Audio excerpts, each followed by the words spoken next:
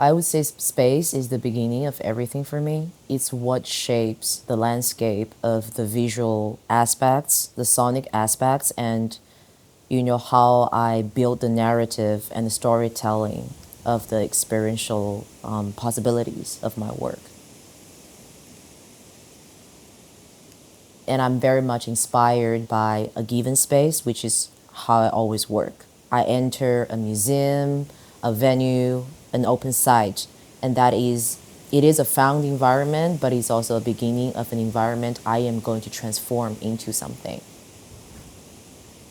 My language is music, is my artworks. Like that's how I talk about what I can't talk about with my words. Same with feelings and emotions. If I can talk about it and they would be as valid, then I wouldn't be making art. It's not the specific feelings or emotions I can't talk about, it's the depth and the complexity of it that you can't simply address with words. It's not like I want to make a film, I want to make an installation, I want to work with sound. It comes from what I'm trying to say, not how I'm going to say it. Once I feel focused and taken and go into the flow of this process, anything that appears to me feels the organic instrument to come into the picture, then I take it. So for me, sound is not just sonic.